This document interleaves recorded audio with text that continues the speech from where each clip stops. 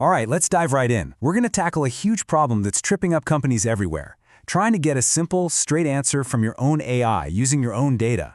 It sounds like it should be easy, but it's giving executives a massive headache. I mean, look at this question. This is exactly the kind of thing business leaders are asking their shiny, expensive AI systems every single day. It's not a trick question. They're not asking for a poem about sales. They just want the numbers. And this is where it all goes wrong. The AI comes back with this beautiful, confident-sounding answer. It's articulate, it uses all the right buzzwords. The only problem? The numbers are completely made up. It's a hallucination. And that's not just frustrating, it's dangerous. So how in the world can an AI that can write a perfect email or a complex piece of code completely fail at basic arithmetic? Well, it turns out the problem is baked right into its DNA. Okay, so the first thing you have to get is this. Large language models are poets, not accountants.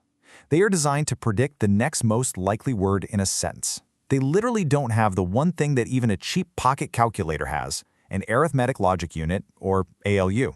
There's no part of their brain dedicated to actually doing math. And, the problem actually starts before the AI even gets to think. It's a process called tokenization. To make sense of our words, the AI has to chop everything up into little pieces called tokens. And this is ground zero for where the math just completely falls apart. Now, when you and I look at this number, it's simple. We see it as a single concept. We understand the thousands, the hundreds. We get what it means instantly. Yeah, but the LLM, it sees something totally different. Because its tokenizers is all about language, not numbers. It just smashes the number into these weird, statistically likely, but mathematically nonsensical pieces. And just like that, the number's real meaning is gone. And the fallout from this is, well, it's a disaster. The same number can get split up in different ways. Commas and decimals throw everything off. And basic math concepts like carrying the one, forget about it. You can't do that when your numbers are chopped up into separate, disconnected buckets. Okay, so that's problem number one. The AI's brain isn't built for math. But wait, it gets worse. The problem is compounded by the fact that we're often using the completely wrong tool to feed it the data in the first place. And this analogy just nails it. Most AI systems today use something called vector search. It's great for finding similar ideas in a bunch of documents, like finding a company policy. But for financial data, it's like asking a poet to do your taxes. You don't want poetry, you want a calculator. And that calculator is your SQL database, which deals only in cold, hard, verifiable facts. So here's the bottom line on this. When you use vector search for reporting, you're just feeding the AI these random snippets of text and basically asking it to guess what the total is. This approach isn't just risky, it's a recipe for disaster. All right, so clearly what we're doing isn't working. We need a totally different way of thinking about this. We have to shift our approach. And that's where something called SQL agents come into the picture. And this right here is the big aha moment. The trick is, you stop asking the AI to be the calculator. Instead, you ask it to do what it's absolutely amazing at.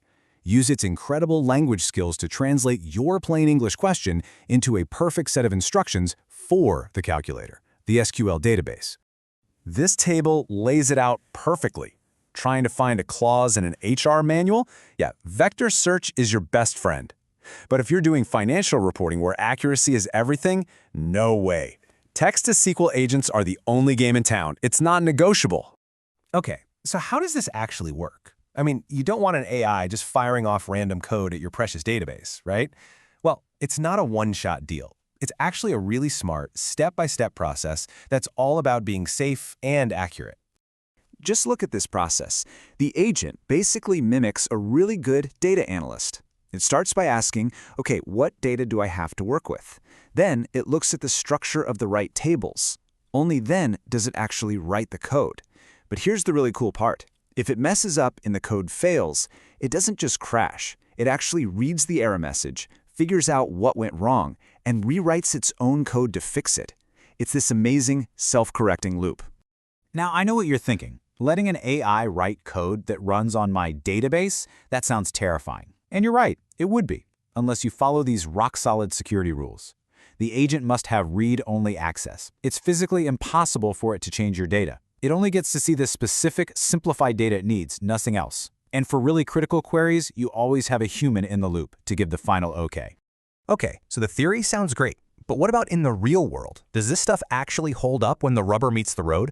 Let's look at the hard numbers and see what's really going on. So in the industry, the gold standard for testing this is called the BIRD benchmark. It's designed to be messy and complex, just like a real company's database.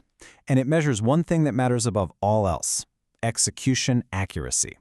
Does the code the AI writes get the exact same answer as a human expert? Not close, exact. And wow, this chart tells the whole story. Look at pure vector search down there. It's pathetic, getting it right only about 5% of the time. A powerful model like GPT-4o on its own does better, maybe 60%. But a properly built SQL agent system, we're talking 70% accuracy or even higher. The difference isn't just big, it's astronomical.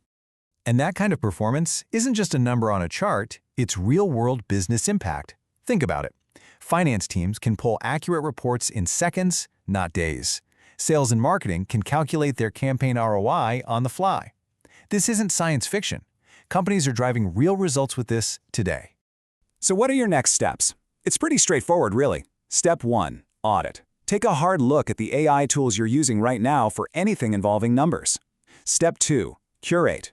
You've got to prepare your data, creating clean, secure views for the AI to use. And step 3, deploy. Start small with a pilot project and keep a human in the loop to build trust and see the results for yourself. Look, at the end of the day, it comes down to this. The companies that are going to win in the future aren't just the ones with the most data.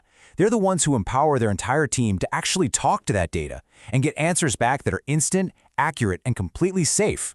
And that really leaves us with one final crucial question that you need to be asking inside your own company. When it comes to the numbers that actually run your business, is the AI you're building a trustworthy, reliable analyst, or is it just a very confident guesser? Because the answer to that will define everything.